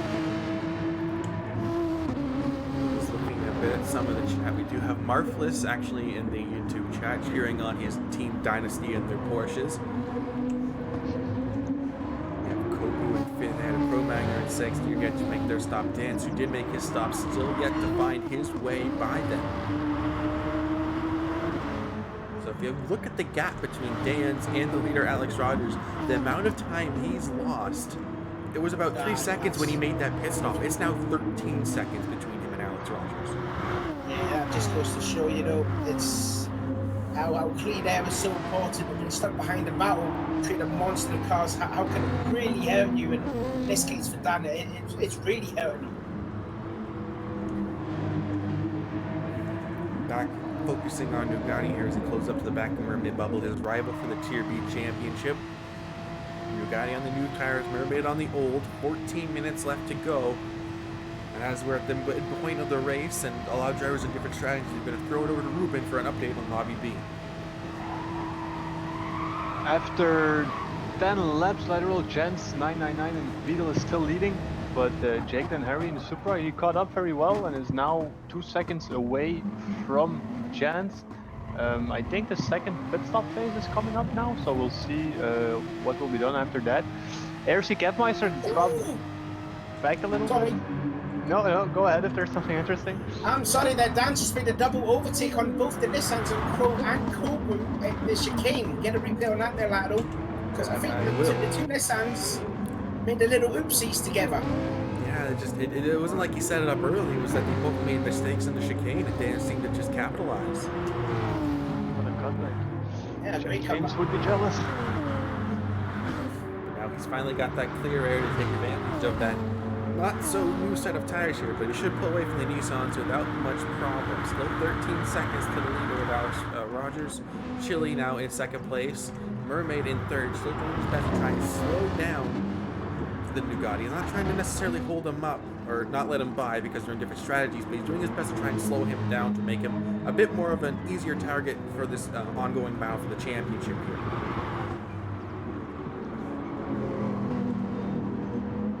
Behind them we have Dan's possibly trying to close in on that battle in fourth place at the exit of Rivage. We have Cro-Magner leading ahead of Cobra GT. We have the stick behind them, so all three Nissans are nose to tail. PKMZ in 9th, Willy Wug 10th, Law 11th, Kinnear in 12th, and Techno Guy in 13th, and Thomas TT still rounding out the back of the grid in the 14th. Yeah, disappointing there for Thomas, the home favourite there. The fans would be cheering for that Lexus, but it looks like it's going to happen. Lovely livery too, but it's not really working for him. What a disastrous season this has been for Lexus. You know, 2 times Constructors champions. There they are. I think the best he could do was actually finish 9th in the Constructors. What a horrible season this has been for Lexus. As Ducati passes, that was through Stabilo too, wasn't it? That's a superb pass. That was a fantastic pass. He set that up all the way to the exit of Les Fanges. and it made his less grip, didn't quite get the apex. Nugatti stuck the nose in, and he just kind of held the line and forced his way through, and that was a fantastic move. So now, actually looking at how Dan's came out of the pit stop, Nugatti pitted later than Dan's, and is still ahead of Dan's. So overall, Nugatti is a net positive here, and Chile makes his pit stop as well as Mermaid. So Nugatti, after these pit stops, could actually end up on a good podium position. He should be, yeah, he should, because now Bubbles going to go onto the soft tyres now, because he's done his stint on those mediums. So Chile's making his pit stop. Let's see where he can come out, if I can find him here on the screen. I want to make sure. So he's going to come out 5th place, just ahead of Yanir. So Pete, the undercut, or the 1 stop, or 2 stop, I would expect here, if they're on the, he's on the mediums now, so he's going to do probably one more pit stop for a fast lap at the end, I expect. It's just not working. He's now 22 seconds behind Alex Rogers. I think it's just the case that he made 1 lap too late on the first stint. He should have pitted in on lap 5 instead of lap 6. I think that's what's really cost him. Looking at the fuel, Alex is on the mediums. He can go longer, but I think he's done his time on them. He can make a pit stop, he can get fuel, and he can go. But the difference between him and Chile right now is 22 seconds. I don't know if the interval in the pit lane time is that small that it'll benefit Chile. I think Robocop messaged me saying about the gap, like the time in the pit lane is about 8.5 seconds. So, you know, Alex could just cruise. He could just look at Drake message saying, "Oh, I've won the TNA Championship," and then come up still ahead of Chile. Very true. So Nugatti needs his pit stop here too. He's low on fuel. Alex Rogers will need to take his. He's flashing red as well. Dan's isn't quite flashing red, but he's a little low. He could possibly go another lap, but his softs are quite worn. Whether or not the time gained on that actually not going to be worth it, it's going to be hard to say. So it's still all up in the air here with strategies, but which one will be strongest is still left to be seen, as we're just now under 10 minutes to go. Just under 10 minutes to go. I was about to say 9 remaining, but I'm not wrong either way. Time is a bit weird for me here. So I'm focused on strategies, not time. Alex is making his pit stop now. Yep. That he is. So let's see, will Nugatti and Dan's react, or will Dan's try to stay out and see if he can go for the undercut? Nugatti's coming in. Dan's has stayed out. So Chile will stay out. He can stop the lap earlier. Will it favor him here? PK, let's see what PK can do here. He's actually going to cross the start-finish line. Will he come out ahead of Alex Rogers? Alex Rogers coming out of the pit lane now. Dan's is ahead, but he is on 1 tires. So Danzy's making another pit stop. PKMZ seems to put himself in the mix. Chile's now in 4th. Let's see if I can find where Nugatti's coming out. What's happened to Willie? Did he make a mistake through the chicane? I think he may have made a slight mistake through the chicane. I was just trying to see if I could find where Nugatti came out. It comes out 5th place overall ahead of Cro-Magnon behind Chile. He's got 10 seconds to Chile. So the podium, I'm not quite sure if it's necessarily on track here, but Chile is on the medium, so he might still make 1 more stop. And Dan still has yet to make his. So he could still be on track for a podium here, but he's got the GTR Cro-Magnon behind him, and that's not going to make it easy for Nugatti to push into clean air. And also the fact there that Bubble was also Nugatti and Bubble are on the soft tyres, but the gap between Nugatti and Bubble is down to 3 seconds now. So if Nugatti can just be smart here, then he can wrap up this Group B Championship. So the rest of the field, Cro-Magnon in 6th, Mermaid in 7th, Techno Guy in 8th, Kobu in 9th, Stig in 10th, Willie in 11th, Law in 12th, Yanir in 13th, Thompson 13th, Dan's currently waiting, but he has to make another pit stop looking at his fuel and his tires. Now, I don't know if he has to do another stint on the mediums or if he's already done it. I don't remember. No, I think he hasn't done it yet. I think he has to go into medium tyres after this pit stop. I think he's gone soft mediums. Well, the gap to Alex Rogers right now is just closing exponentially. In just 2 corners there, it's already closed 2/10. So he's losing a lot of time compared to Alex Rogers after making his pit stop. Yeah, right, the Stig has picked up a 3/10 of a second penalty. Must have went wide through Pouon. They're battling for 10th place with Willie Wog, who I feel that his 2nd place might be lost after this race. Dance goes in. So Dan's in the pit lane. PKMZ, will he go in the pit lane? He does. He will. I think he will. Yes, he will. So PK's in the pit, so Chile takes inherits in second place.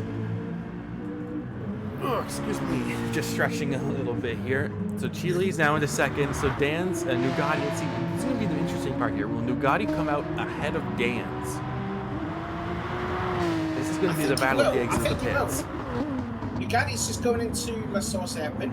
He's just exited it. Now let's see where Dan's side by side. Side by side. Nugatti's going to have to run because he took the Liscombe hairpin. He's going to come out on top, but Dan's going to have to be favored here on the Kemmel Straight. And he's also got like a lap's fresher tyres than Nugatti. Close there through radio. Oh man, now Dan's also has Crowmagner to worry about, so he's not going to be able to focus on Nugatti. He's going to have to worry about Crowmagner behind him. What would you do if you're Nugatti there? You're fighting best ever finish. You're on course for a podium. But you've also got that Group B championship to fight for. What do you want to do? Do you want to race smart? Let Dan's and Crow go through and conceal for the championship, or will you just go all balls out and get that podium finish? Well, right now, if he lets both Dan's and Crow go through, he's going to be right in front of Mermaid Bubble. He needs as many cars between him and Mermaid as he can, and if he can get a podium at the end of it, then that's just how it is. If his car's that strong and he's that good of a driver around here, then if he can get it, then he has to go for it. He didn't pit that long ago. He's got half a tank. He can go basically to the end. There's only 5.5 minutes here. It's just whether Dan's or not can actually manage to catch up and pass him. Just seen a pass there through Poo on there. Poo passes Techno Guy for 8th place. Important meet again. That's this time passing Volkswagen for the Constructors Championship. Give a shout out as well to Techno Guy. His very first time in Group B. The first guy to be in Group C to actually race in Group A. And he's doing a very solid job sitting there in that 9th place. But my man, commentator's curse. Well, that might set him up here for really well because he does have to make a pit stop, so he's going to lose some spots here. But a good job from him to actually get it into Lobby A regardless, as he does know the Volkswagens need those points to compete with the GTRs, and he did an excellent job to get it there. Back at the front, Alex Rogers. Dan's and Magnus side by side in the chicane, and Dan's has got 4th place. And actually, look at Mermaid Bubble, who's actually starting to join into that battle. Has a bit, yeah. I think Dan's and Crow must have messed each other up. Look at the gap that Nugatti's got over Dan's. It's over nearly 2 seconds. Mermaid, Nugatti, Dan's, and Crowmagner, they're going to the end. This is a battle for position. But Dan's on the medium, Crowmagner is also on the softs, and Mermaid Bubble's on the softs. So Dan's is the one on the mediums. He's the odd one out in this group. I think by my reckoning as well, it's still good enough for we thought that Dan's had that half a second penalty stuck behind the Nissans and the Volkswagens would have hurt him 2nd place. It doesn't look like it at all to me now. Well, I mean, if he hadn't been stuck behind him, it's quite possible he'd be ahead of Nugatti right now. Look who's actually took the fastest lap in the race as well, Nugatti. Yeah, For 2:17.085. So, Nugatti's not messing about here. And looking at the time remaining, it'll be this lap and the next lap, with the next lap being the final lap. So this is the close battle for the end of the podium. Nugatti seems to be gapping Dan's, but there's a battle now once again for 4th place between Dan's, Crowmagner, and Mermaid Bubble. I'll tell you what, I am a little bit concerned of Dan's fuel. Looking at the battle between 3rd, 4th, 5th, and 6th, Dan's has got the strongest amount of fuel. Is it good enough to be at the end of the field? Because we see that what happened at Sequoia, he ran out of fuel with 1 corner to go, and he has got the smallest fuel than this battle going on for 4th, 5th, and 6th. That's a tough question. He's definitely under the 25%, but he's only going to have the rest of this lap and the next lap to do. It's going to be real close. I'd love to know what his fuel mixture is, if it's 1 or 2, if he's actually pushing it, or try and save at least some fuel behind. Well, it doesn't look like he's short shifting based on his rev gauge at the bottom of the screen there. So it looks like he's definitely pushing to try and hold off Crowmagner, who at this point in the race can go to the end. That's a good result from Crowmagner, qualifying 13th up into 5th, potential at a 4th place. And also a good solid end of the season as well for Crow, after picking up a 2nd place in Tokyo last week. that it is. So there's, you can see the fuel starting the final lap. Just halfway between a quarter and a 0 tank fuel. Dance, it's going to be real close, but I think he should be good enough, and if he can always short shift this lap. Because now he has to think about how he has a bit of a gap between him and Cro-Magnon, but Mermaid Bubble now is all on the back of Cro-Magnon. I think that's something that Dance wants to see, is to see Crow and Bubble battle each other for that 5th place. That will allow Dance to pull away from the battle with Crow and Bubble. Looking at the points, Crow could potentially take the Tier B championship, but he would need a bad result from both Bugatti and Mermaid Bubble to do it, and based on their current positions, I don't think that's going to happen. But Cro-Magnon is going to do his best to try and hold on to that top 5 finish. Meanwhile, Mermaid Bubbles is still currently in 6th, Bugatti in 3rd, and it looks to be pulling away ever so slightly. Nearly 60 seconds left until the end of season 3. What a complete dominating this has been from Alex Rogers. It will be, what, 5 wins out of 6? Just absolutely awesome. He's never put a foot wrong this whole season. And it's quite easy to say that the only reason he didn't win at St. Croix is A, that track that doesn't favor the Beetle, and B, Kobu GT got the jump on him at the start on those medium tires, and he just couldn't find a way by.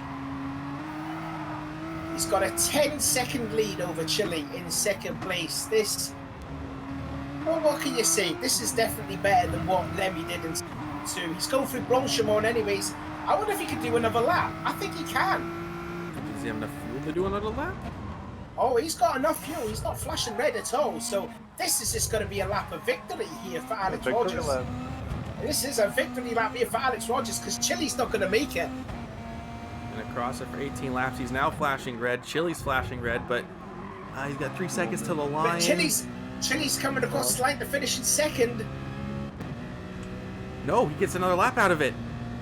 Oh, lucky bugger. Nugatti will finish, so Nugatti will be the first one to finish, so it is. Nugatti does get on the podium. Dan's in 4th, Cro-Magnon 5th, Mermaid 6th, PKMZ in 7th, Kobu GT will be coming across the line in 8th, Willie Wug in 9th, the Stig in 10th, Law 226 will finish ahead of Yanir for 11th spot. Thomas TT will actually finish in 13th, ahead of Techno Guy in 14th. At the front of the field, actually looking at their fields, I don't know if they'll be able to do another lap. I don't know if they'll finish this lap. I think he'll be good. I think they will. I think, Alex, he said at the start of the stream, he's basically got one hand on that championship as well. Congratulations as well to Nugatti for picking up the Tier B championship, and Tendo Guy for the Tier C championship. But, Alex Rogers, absolutely faultless this whole season. Yeah, it looks like he's still pushing that car. Like, he's not giving it up. I don't think he's still pulling away. He's still pulling away from Chile. It's nearly 12 seconds. Well, I think Chile's doing a bit of fuel sieving at this point. Yeah, he's definitely short shifting that car. Alex is just giving her. Why not show it off to the fans? You've been absolutely fantastic all the way through this season. First, second, first. What can you say? Absolutely just blitz the whole field. Technically, they still have yet to finish. I mean, and looking at their fuel, they're definitely short shifting at this point, but if this was real life and they had one more lap to do and they ran out of fuel, I don't know if they would be classified last or still as a winner. I think they would actually classify. I don't know.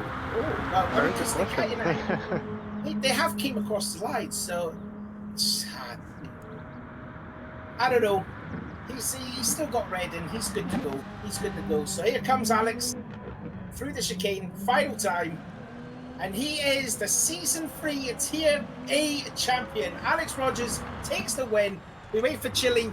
What could have been a closer fight for the championship if he had raced at the Nürburgring, but still keeps his 100% ratio on finishing a race on the podium. Chile will finish 2nd, and that's your lot. Good race to end out the championship.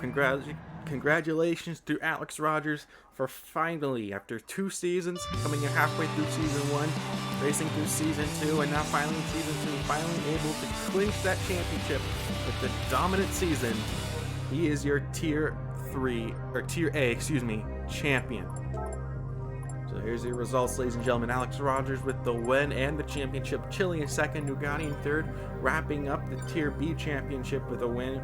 Dan's in fourth, CRubennnn in fifth, Mermaid Bubble in sixth, PKMZ in seventh, Kobu GT in eighth, Willy Wug in ninth, The Stig in 10th, Lot 226 11th, Yanir in 12th, Thomas TT in 3rd, and Techno Guy in 14th, also rounding out the Tier C championship. So there you have it, ladies and gentlemen. That was ARC Season 3. Thank you all for joining us, but don't go anywhere. We still have driver interviews to go. What? Can we just say who won in Group B?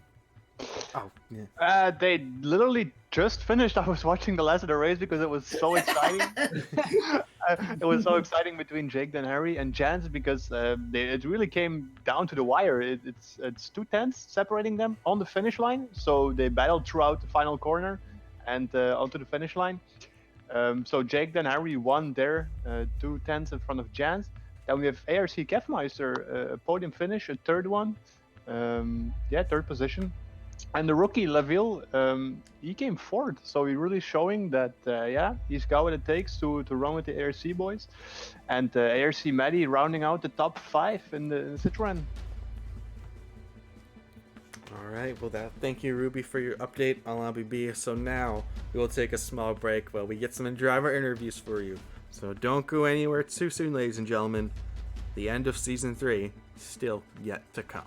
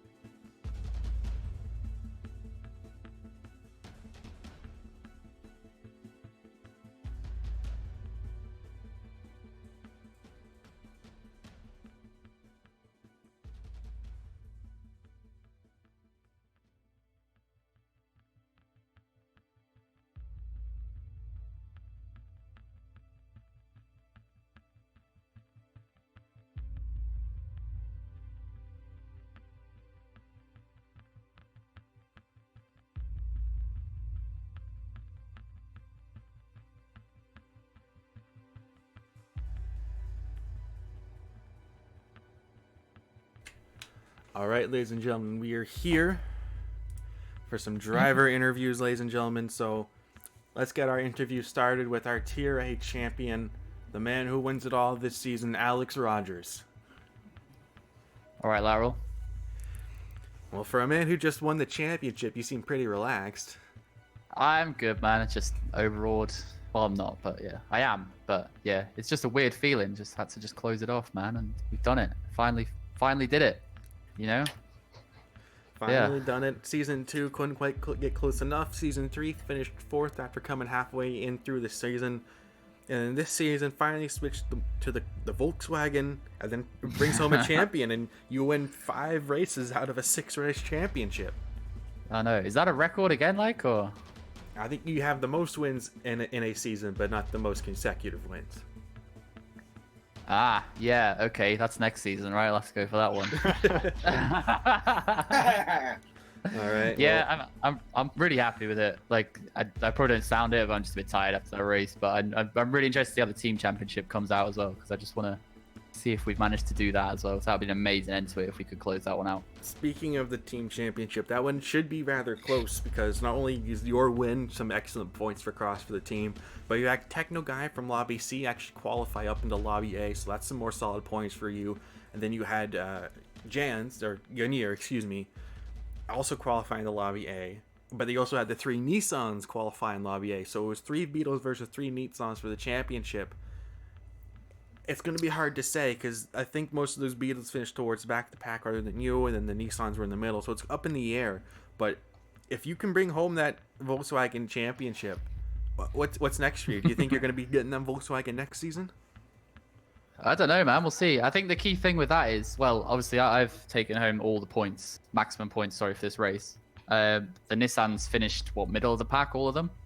And then obviously we had Techno, who did an amazing job to get into Lobby A, by the way, like unbelievable. And then Yanni was in there as well, sort of just getting the points, you know. But I think the key thing is going to be Jan's in Lobby B. I think he finished 2nd from what I've read. Is that right? I don't know if I think that's right. It's going to be whatever his finishing position was compared to Flat Out Forever in the other Nissan down in Lobby C. So, because they take 4. Mm-hmm. Yeah, they take four cars, right? So I think that difference is going to be the key one, to be honest with you, is how much Jans has outscored Flat Out Forever. Which sounds mental because like it seems so far away, doesn't it? But like that sound is like it's so key. Well, if you do bring home the championship from the manufacturer, it'll be the first time since season 1 that we have a driver's champion in the same car as the manufacturer's championship. Yeah. So many things happening. Next season will be definitely interesting. I would believe we could expect to see you for next season. What's next for you, really? What's your plan? Would you plan on doing an off season, or how are you preparing for season 4? Well, I got the team stuff coming up when we're back in the beautiful Porsche. So we'll try and win that. Our Mermaid's my teammate for that, so that should be good. Although it's just a practice race, but we still gotta go out there and smash it.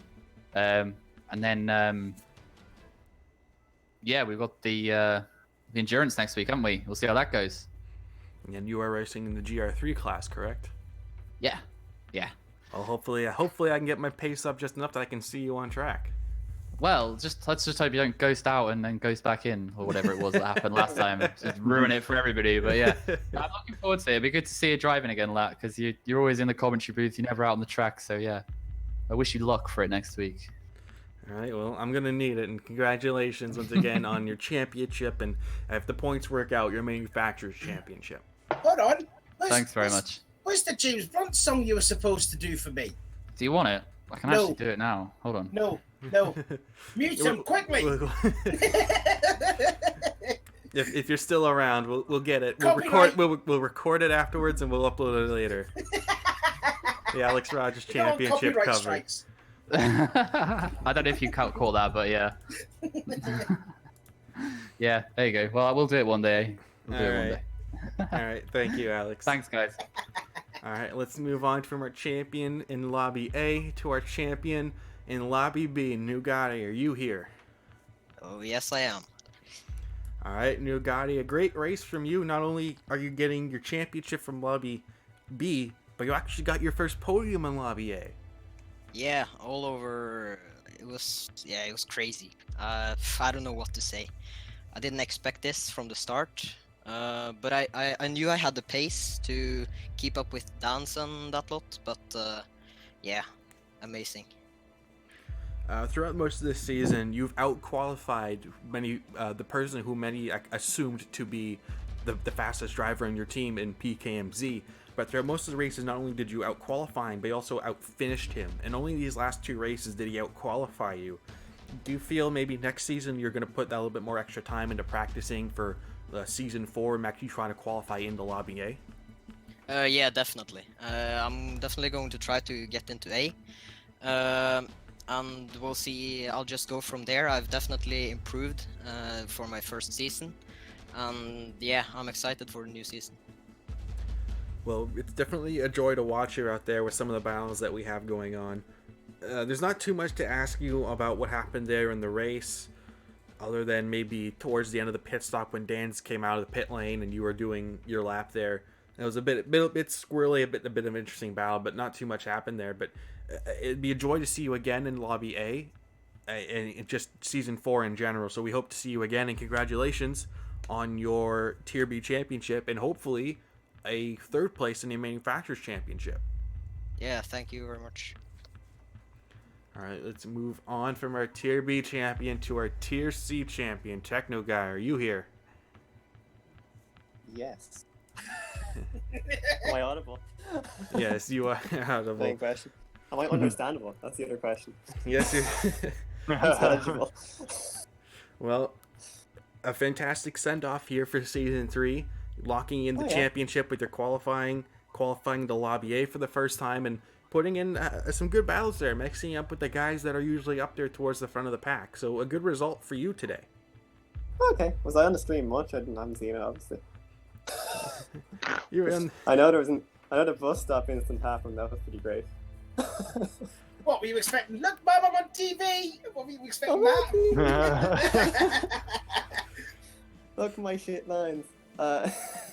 Yeah, so I suppose the Beetle was a good car, I guess.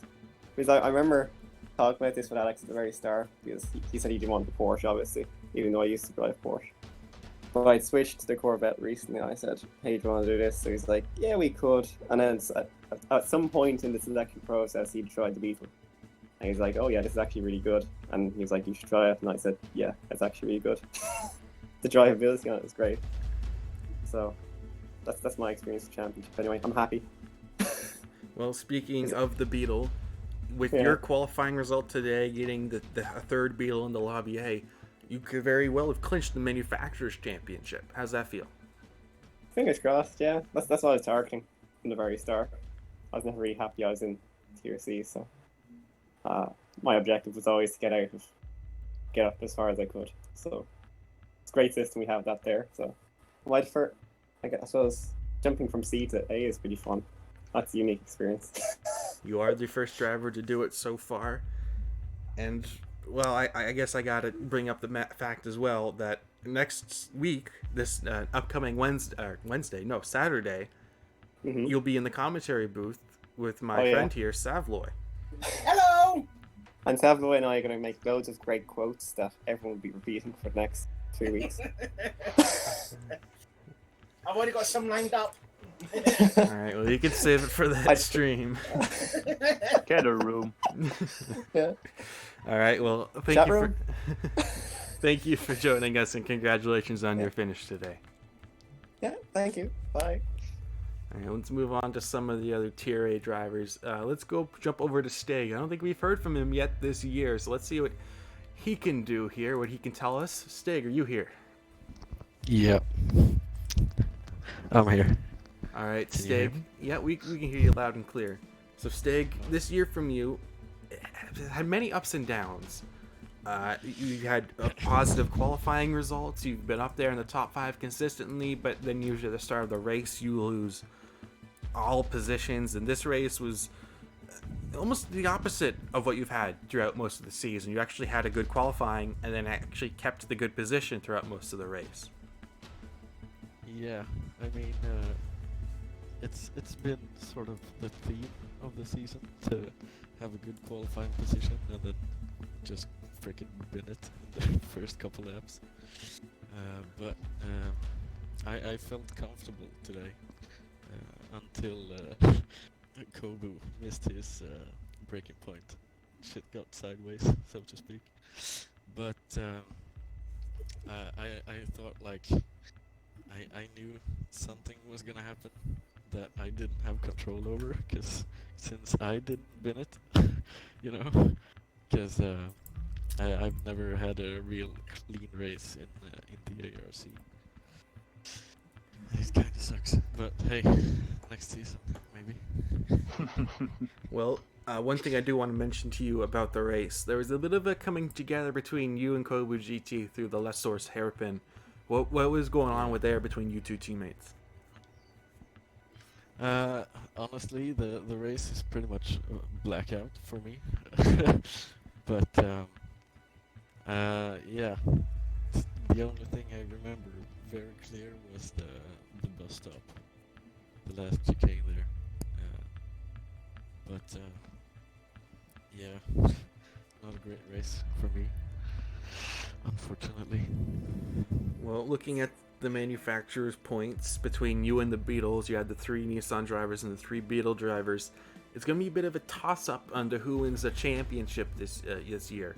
You've had some good races in the past races to really close that gap, but with Techno Guy's excellent qualifying in the Lobby A, you might not be able to get that championship. Yeah, and with Alex on freaking winning streak, I think it's gonna be someone's gonna have a rough penalty if we're gonna have a chance of winning it. I think. All right. I mean, the Beetle guys really did a great job today. And Techno Guy, Jesus Christ! I mean, fucking qualifying for tier A while in freaking tier C. That's crazy. Well, good race from you out there today, and we hope to see you for next season, and hopefully stronger next season. Yeah, me too. Alright. Let's move on to the other Nissan driver, Kobu GT. Kobu, you here? Hello, hello. Kobu-san. Hello, Kobu. A race and also a season with up and downs with you as well. You've had many races where you were fighting for that podium position, only for it to be taken away from you, either from your own mistake or mistake of someone else. This race, it's a fairly quiet race from you today, sitting towards more of the back half of the field. But this season, similar to what you've had last season, it's got that ups and downs. What do you think has or hasn't changed for you to really make that difference in that consistency? I think the huge thing that sort of affects my consistency, I had a little more time to practice just all of the races this year, but overall, I think the practice that I could get was not sufficient enough so that I could keep it consistent. So yeah, it's just the difference is really I don't have a lot of time to practice with how my work schedule is set up, so I just really have to pick the days that I can practice and then wake up early the day of the race to get a really good warm-up going. But other than that, yeah, if I ever want to go into the next season, hopefully I'll have a schedule that lets me practice a little bit more. All right, well, this season you were finally in the car that you favored, the GTR, and we've seen some strong results, as I mentioned, the ups and downs.